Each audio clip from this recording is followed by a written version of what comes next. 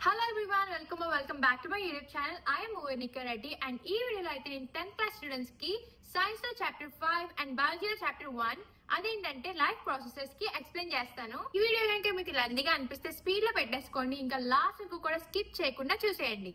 అసలు life processes అంటే ఏంటి? The basic activities performed by an organism to maintain life is known as life processes. అంటే ఒక organism అది బతకడానికి బేసిక్ యాక్టివిటీస్ పర్ఫామ్ చేస్తుంది, అదే లైఫ్ ప్రాసెసెస్. ఇవి టోటల్ 4 ఉంటాయి. అవి ఏంటంటే nutrition, respiration, transportation and excretion. ఇవన్నీ ఆ ఆర్గానిజం కి అయితే చాలా నెసెసరీ. ఎందుకంటే అది పెరగడానికైనా, రిపేర్ చేయడానికైనా, రీప్రొడ్యూస్ చేయడానికైనా, ఎన్విరాన్మెంట్ కి రెస్పాండ్ అవ్వడానికైనా, లేదా బతకడానికైనా ఇవన్నీ చాలా ఇంపార్టెంట్. వీటిలో ఏదో ఆగిపోయినా సరే ఆర్గానిజం అనేది చచ్చిపోతుంది. ఈ లైఫ్ ప్రాసెసెస్ లో ఫస్ట్ వన్ న్యూట్రిషన్. దాని డెఫినేషన్ ఏంటో ఇప్పుడు మనం చూద్దాం. Nutrition is the process by which living organisms take in food and utilize it to get energy for all the life activities like growth, repair and maintenance. Nutrition అంటే ఏంటంటే ఒక organism food తీసుకుంటుంది, దాన్ని వాటి గ్రోత్ ఇంకా basic activities కి utilise చేసుకుంటుంది అనమాట. అదే న్యూట్రిషన్. న్యూట్రిషన్ లో 2 మేజర్ టైప్స్ ఉంటాయి. అవి ఏంటంటే autotrophic nutrition and heterotrophic nutrition. First one autotrophic nutrition. Autotrophic అంటే ఏంటంటే ఆటో అంటే సెల్ఫ్ అండ్ ట్రోఫిక్ అంటే ఫీడింగ్. సో ఆటోట్రోఫిక్ అంటే దానికి ద్వారా అదే ఫీడింగ్ చేసుకుంటది అనమాట. That means it makes its own food. Green plants, algae and some బ్యాక్టీరియాలో అయితే మనం ఆటోట్రోఫిక్ న్యూట్రిషన్ చూస్తాము. అంటే ఫోటోసింథసిస్ ద్వారా అవుతూ ఉంటది. దీనికి రా మెటీరియల్స్ వచ్చేసి sunlight, CO2 and water. Second one heterotrophic nutrition. Hetero అంటే అదర్స్, ట్రోఫిక్ అంటే ఫీడింగ్. అంటే హెటరోట్రోఫిక్ న్యూట్రిషన్ యూజ్ చేసే ఆర్గానిజమ్స్ ఏదైనా సరే వేరే ఆర్గానిజమ్స్ మీద డిపెండ్ అయి ఉంటాయి. ఇది యానిమల్స్ లో, హ్యూమన్స్ లో, ఫంగై లో మనం చూడొచ్చు. ఇవి మోస్ట్లీ వేరే వాటి మీద డిపెండ్ అయి ఉంటాయని చెప్పాను కదా. ఇవి డైరెక్ట్లీ ఆర్ ఇండైరెక్ట్లీ కూడా ఆటోట్రోఫిక్ న్యూట్రిషన్ మీద ఎక్కువగా డిపెండ్ అయి ఉంటాయి. మళ్ళీ హెటరోట్రోఫిక్ న్యూట్రిషన్ లో టోటల్ 3 టైప్స్ ఉంటాయి. అవేంటంటే holozoic nutrition, saprophytic nutrition and parasitic nutrition. Holozoic nutrition కి బిగ్గెస్ట్ ఎగ్జాంపుల్ ఏంటంటే యానిమల్స్ ఇంకా హ్యూమన్స్, మనమే. సాప్రోఫైటిక్ న్యూట్రిషన్ అంటే అవి డెడ్ అండ్ డికేయింగ్ మ్యాటర్ మీద డిపెండ్ అయి ఉంటాయి అన్నమాట ఫుడ్ కోసం. For example fungi, mushrooms etcetera. ఇప్పుడు పారాసైటిక్ న్యూట్రిషన్ కి ఎగ్జాంపుల్ ఏంటంటే అవి ఒక లివింగ్ ఆర్గానిజం మీద ఉంటూ వాటి మీద ఫీడింగ్ తీసుకుంటూ ఉంటాయి అన్నమాట. For example tapeworm, lice etcetera. Holozoic nutrition కి బిగ్గెస్ట్ ఎగ్జాంపుల్ హ్యూమన్ బీయింగ్స్ అని ఇక్కడ చెప్పాను. హ్యూమన్ డైజెస్టివ్ సిస్టమ్ అనమాట. మన డైజెస్టివ్ సిస్టమ్ లో టోటల్ 5 స్టెప్స్ ఉంటాయి. అవేంటంటే ingestion, digestion, absorption, assimilation and addition. Ingestion అంటే టేకింగ్ ఆఫ్ ఫుడ్, డైజెషన్ అంటే breaking down of that food, absorption అంటే ఈ ఫుడ్ ని మన బ్లడ్ లోకి అబ్జర్వ్ చేసుకోవడం, అసిమిలేషన్ అంటే దీన్ని మన సెల్స్ యూజ్ చేసుకోవడం, అడిషన్ అంటే మిగిలిన ఎక్స్ట్రా అండ్ వేస్ట్ మెటీరియల్ ని పారేయడం. మన డైజెస్టివ్ సిస్టమ్ లో టోటల్ 7 మెయిన్ ఆర్గన్స్ ఉంటాయి. అవేంటంటే mouth, oesophagus, stomach, small intestine, liver, pancreas and large intestine. Mouth లో టీత్ ద్వారా ఫుడ్ బ్రేక్ డౌన్ అవుతుంది. ఇంకా మన మౌత్ లోనే సలైవా ద్వారా స్టార్చ్ అనేది డైజెస్ట్ అయిపోతూ ఉంటుంది. So first step of digestion ఎక్కడ స్టార్ట్ అవుతుంది అంటే మన మౌత్ లోనే. Second organ oesophagus. ఇందులో ఏమవుతుందంటే ఫుడ్ స్టమక్ లోకి పుష్ అవుతూ ఉంటది అనమాట. ఇదైతే ఒక మూమెంట్ ద్వారా అవుతూ ఉంటది. దాన్ని పెరిస్టాలిసిస్ అని అంటారు. పెరిస్టాలిసిస్ అనేది చాలా ఇంపార్టెంట్, అది మీరు గుర్తుంచుకోండి. Third organ stomach. ఇందులో అయితే ప్రోటీన్ డైజెషన్ బిగిన్ అవుతూ ఉంటది. ఇందులో 2 మెయిన్ ఎలిమెంట్స్ ఉంటాయి. అవి ఏంటంటే HCl అండ్ పెప్సిన్. వీటి ద్వారానే డైజెషన్ అవుతూ ఉంటుంది. ఫోర్త్ పార్ట్ వచ్చేసి స్మాల్ ఇంటెస్టైన్. ఇక్కడ అయితే డైజెషన్ ఎండ్ అయిపోతుంది. ఇంకా అందులో ఉన్న న్యూట్రియంట్స్ అంతా స్మాల్ ఇంటెస్టైన్ లో ఒక చిన్న ఫింగర్ లైక్ ప్రొజెక్షన్స్ ఉంటాయి. వాటిని బిల్లీ అంటారు. దాని ద్వారా అబ్జర్వ్ అవుతూ ఉంటది. Fifth organ liver. ఇదైతే బైల్ ప్రొడ్యూస్ చేస్తుంది ఫ్యాట్స్ ని డైజెస్ట్ చేయడానికి. Sixth organ pancreas. ఇదైతే కొన్ని ఎంజైమ్స్ ప్రొడ్యూస్ చేస్తూ ఉంటది అనమాట, ప్రోటీన్స్, కార్బ్స్ అండ్ ఫ్యాట్స్ ని డైజెస్ట్ చేయడానికి. ఇంకా last part of digestive system ఏంటంటే లార్జ్ ఇంటెస్టైన్. ఇది వచ్చేసి వాటర్ ని అబ్జర్వ్ చేస్తుంది, ఇంకా ఫీకస్ ని ఫార్మ్ చేస్తుంది. దీంతో అయితే హ్యూమన్ డైజెస్టివ్ సిస్టమ్ ఎండ్ అయిపోతుంది. ఇప్పుడు మనం నెక్స్ట్ లైఫ్ ప్రాసెసెస్ లోకి వెళ్ళిపోదాం. రెస్పిరేషన్. రెస్పిరేషన్ అంటే ఏంటంటే respiration is the process of breaking down food, mainly glucose, to release energy in the form of ATP. Respiration ద్వారా ఫుడ్ అనేది బ్రేక్ డౌన్ అవుతూ ఉంటది, mainly glucose, to release energy in the form of ATP. ATP ని energy currency of the cell అని కూడా అంటారు.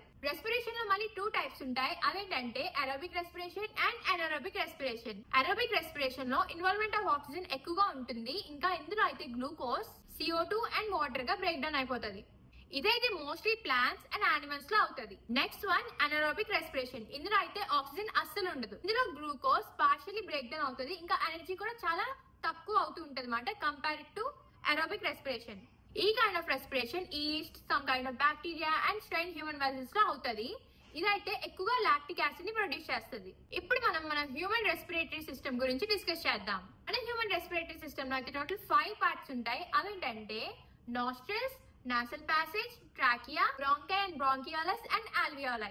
Nostrils లో air entry అవుతుంది. nasal passage లో ఏమవుతుందంటే ఆ ఎయిర్ అనేది ఫిల్టర్ అవుతుంది. ట్రాకియా ఇదంతా కనెక్ట్ చేస్తే ఒక విండ్ పైప్. బ్రాంకై అండ్ బ్రాంకియోలస్ ఏంటంటే ఒక ట్యూబ్ లైక్ స్ట్రక్చర్స్, అవి లంగ్స్ కి కనెక్ట్ అయి ఉంటాయి. ఇంకా ఆల్వియోలా ఏంటంటే టైనీ సాక్ లైక్ స్ట్రక్చర్స్, అందులోనే ఎక్స్చేంజ్ ఆఫ్ గ్యాసెస్ అవుతూ ఉంటుంది.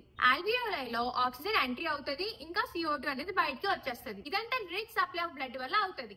ఇప్పుడు మన నెక్స్ట్ లైఫ్ ప్రాసెస్ కి వెళ్ళిపోదాం. అది వచ్చేసి transportation. Transportation is the movement of nutrients, gases, water and waste materials from to and fro cells. Humans లో అయితే ఈ ట్రాన్స్పోర్టేషన్ బ్లడ్ ద్వారా అవుతుంది. అందుకే బ్లడ్ ని the transport medium of the human body అని కూడా అంటారు. బ్లడ్ లో టోటల్ 4 ఎలిమెంట్స్ ఉంటాయి.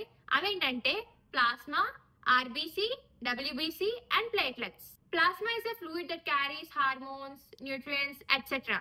ఆర్బీసీ అంటే రెడ్ బ్లడ్ సెల్స్, ఇందులో అయితే ఆక్సిజన్ క్యారీ అవుతూ ఉంటుంది. డబ్ల్యూబీసీ అంటే వైట్ బ్లడ్ సెల్స్, ఇది ఇన్ఫెక్షన్స్ ని ఫైట్ చేస్తుంది. ప్లేట్లెట్స్ బ్లడ్ క్లాటింగ్ లో హెల్ప్ చేస్తాయి. ఈ 4 ఎలిమెంట్స్ కలిపేసి బ్లడ్ ని ట్రాన్స్పోర్టేషన్ కి హెల్ప్ చేస్తాయి. బ్లడ్ అంతా కూడా బ్లడ్ వెసల్స్ ద్వారా ట్రాన్స్పోర్ట్ అవుతూ ఉంటది. ఇందులో అయితే 2 టైప్స్ ఆఫ్ బ్లడ్ వెసల్స్ ఉంటాయి. అవేంటంటే arteries and veins. Arteries and veins కి దీని డిఫరెన్షియేషన్ చాలా ఇంపార్టెంట్. ఇదైతే మన పబ్లిక్ లో కూడా వచ్చింది. ఆర్టరీస్ ఆక్సిజనేటెడ్ బ్లడ్ ని క్యారీ చేస్తాయి, ఇంకా వెయిన్స్ డిఆక్సిజనేటెడ్ బ్లడ్ ని క్యారీ చేస్తాయి. ఇది స్ట్రక్చర్ ఇంకా కలర్ కూడా చాలా డిఫరెంట్ గా ఉంటాయి. ఇవన్నీ మనం ఫర్దర్ వీడియోస్ డిస్కస్ చేద్దాం. ట్రాన్స్పోర్టేషన్ ఆఫ్ బ్లడ్ కి మెయిన్ ఆర్గాన్ ఏంటంటే ఇది హార్టే. Heart is a muscular pump. Heart ని ఒక పంప్ అని కూడా అంటారు. ఇది ఆబ్వియస్లీ మస్క్యులర్ కాబట్టి మస్క్యులర్ పంప్ అని అంటారు. బ్లడ్ లో టోటల్ 4 ఛాంబర్స్ ఉంటాయి. ఇవన్నీ కలిపి బ్లడ్ ని పంపింగ్ కి హెల్ప్ చేస్తాయి. ఇప్పుడు డబుల్ సర్క్యులేషన్ గురించి నేను మీకు చెప్తా. డబుల్ సర్క్యులేషన్ అంటే the passes of blood through the heart twice is known as double circulation. Circulation లో బ్లడ్ అనేది హార్ట్ లోకి 2 టైమ్స్ పాస్ అవుతుంది. Once for lungs and once for the body. దీన్నే డబుల్ సర్క్యులేషన్ అని అంటారు. దీని గురించి ఇంకా డెప్త్ గా ఫర్దర్ వచ్చే వీడియోస్ నేను మీకు చెప్తాను. వాటన్నిటి లింక్ కూడా నేను డిస్క్రిప్షన్ లో వేస్తాను, సో మీరు మిస్ అవ్వకుండా చూడండి. ట్రాన్స్పోర్టేషన్ లో ఇంకొక ఇంపార్టెంట్ కాంపౌండ్ ఏంటంటే అది లింప్. లింప్ అనేది ఒక పేల్ yellow కలర్ ఫ్లూయిడ్ మాట. ఇది వేస్ట్ మెటీరియల్స్ ట్రాన్స్పోర్ట్ చేస్తుంది, ఇంకా లీక్ అయినవన్నిటిని కూడా మళ్ళీ బ్లడ్ లోకి పంపించేస్తుంది. ఇప్పటి వరకు మనకి ట్రాన్స్పోర్టేషన్ ఇన్ హ్యూమన్ బీయింగ్స్ అయిపోయింది. మనం ప్లాంట్స్ లో చూద్దాం. ప్లాంట్స్ లో ట్రాన్స్పోర్టేషన్ మెయిన్లీ రెండింటి ద్వారా అవుతుంది. అవేంటంటే జైలం అండ్ ఫ్లోయం. ఈ రెండింటి గురించి మనం 8th క్లాస్ నుంచి నేర్చుకుని వస్తున్నాం కాబట్టి ఇదంతా హార్డ్ ఏం కాదు. జైలం వాటర్ ఇంకా మినరల్స్ ని రూట్ నుంచి లీవ్స్ కి ట్రాన్స్పోర్ట్ చేస్తుంది. దీన్నే ట్రాన్స్పిరేషనల్ పుల్ అంటారు. ఇంకా రూట్ ప్రెషర్ కూడా ఇందులో ఒక మేజర్ పార్ట్. దీని గురించి కూడా మన పబ్లిక్ లో మాకు అడిగారు, సో ఇది ఇంపార్టెంట్, మీరు నోట్ చేసుకోండి. ఫ్లోయం ఏం చేస్తుంది అంటే ఫుడ్ ని లీవ్స్ నుంచి వేరే పార్ట్స్ అన్నిటికి ట్రాన్స్పోర్ట్ చేస్తూ ఉంటది అనమాట. ఈ ఫుడ్ అంటే ఏంటో కాదు, గ్లూకోజ్. ఇది ఫ్రూట్స్ కి, ఫ్లవర్స్ కి, స్టెమ్ కి, రూట్స్ కి అన్నిటికి డిస్ట్రిబ్యూట్ చేస్తూ ఉంటది. దీన్నే ట్రాన్స్లోకేషన్ అంటారు. జైలం లో అయ్యేదాన్ని ట్రాన్స్పిరేషనల్ పుల్ అంటారు, ఇంకా ఫ్లోయం లో అయ్యేదాన్ని ట్రాన్స్లోకేషన్ అంటారు. ఇది మీరు బాగా గుర్తుంచుకోండి. దీంతో మనకి ట్రాన్స్పోర్టేషన్ అయిపోయింది. ఇప్పుడు లాస్ట్ లైఫ్ ప్రాసెస్ ఏంటంటే excretion. The removal of metabolic waste like urea, CO2, etc. is known as excretion. Human excretory system లో మెయిన్ గా 4 పార్ట్స్ ఉంటాయి. అవేంటంటే kidney, ureters, urinary bladder and యురేత్రా. 4 కూడా డిఫరెంట్ ఫంక్షన్స్ అన్ని కలిపి చేస్తాయన్నమాట. అప్పుడే మనకి హ్యూమన్ ఎక్స్క్రీటరీ సిస్టమ్ అవుతుంది. కిడ్నీస్ ఏం చేస్తాయంటే బ్లడ్ ని ఫిల్టర్ చేసి యూరియాని యూరిన్ నుంచి తీసేస్తాయి. యురేటర్స్ ఈ యూరిన్ అంతా యూరినరీ బ్లాడర్ కి పంపిస్తాయి. యూరినరీ బ్లాడర్ ఇదంతా స్టోర్ చేస్తుంది, ఇంకా యురేత్రా దీనంతా ఎక్స్పెల్ చేస్తుంది. ఇదే ఎక్స్క్రీటరీ సిస్టమ్. ఈ ఫిల్టరేషన్ కి చాలా ఇంపార్టెంట్ ఎలిమెంట్ ఏంటంటే నెఫ్రాన్స్. ఇవి మన కిడ్నీస్ లో ఉంటాయి. ఇవి ఫిల్టరేషన్ కి చాలా మేజర్ రోల్ ప్లే చేస్తాయి. ఇంకా ఈ టాపిక్ లో డయాలసిస్ అనే టాపిక్ కూడా చాలా ఇంపార్టెంట్. ఒకవేళ ఇంకా కిడ్నీస్ ఫెయిల్ అయిపోతే ఒక మిషన్ బ్లడ్ ని ఫిల్టర్ అవుట్ చేస్తూ ఉంటాయి అన్నమాట. దీన్నే డయాలసిస్ అంటారు. ఇంత ఎక్స్క్రీషన్ అయితే అయిపోయింది. ఇప్పుడు మనం ప్లాంట్స్ లో ట్రాన్స్పిరేషన్ ఎలా ఉంటుందో చూద్దాం. This is also one of the life process in plants. So transpiration అంటే ఏంటి? The loss of water vapour through aerial parts of the plant, mainly through stomata. Stomata ద్వారా వాటర్ వేపర్ ఎలా బయటకు వెళ్ళిపోతుంది అనేది ట్రాన్స్పిరేషన్ అన్నమాట. ఇంకా ఈ ట్రాన్స్పిరేషన్ చాలా ఇంపార్టెంట్, ఎందుకంటే ఇది ప్లాంట్ ని కూల్ చేస్తుంది, ఇంకా సక్షన్ పుల్ ఆఫ్ వాటర్ ని కూడా మెయింటైన్ చేస్తుంది, ఇంకా న్యూట్రియంట్స్ ని కూడా బ్యాలెన్స్ చేస్తుంది అనమాట. సో ఈ ట్రాన్స్పిరేషన్ అనేది ప్లాంట్స్ చాలా ఇంపార్టెంట్. దీంతో అయితే ఈ లైఫ్ ప్రాసెస్ చాప్టర్ అయిపోయింది. I hope you guys find it helpful. ఈ చాప్టర్ తాలూకా ఎక్స్పెరిమెంట్స్, డయాగ్రామ్స్, ఇంపార్టెంట్ క్వశ్చన్స్ ఇంకా డెప్త్ గా ఎక్స్ప్లెయిన్ చేసి నేనైతే వీడియోస్ చేస్తాను. అవన్నీ కూడా నేను డిస్క్రిప్షన్ లో లింక్ పెడతాను, వెళ్ళి చూసేయండి. ఇంకా ఫర్దర్ గా మీకు ఏ టాపిక్స్, సబ్జెక్ట్స్ లేదంటే లెసన్స్ మీద వీడియోస్ కావాలో నాకు కామెంట్ సెక్షన్ లో కామెంట్ చేయండి. I surely respond. Thanks for watching and subscribe to stay connected. By.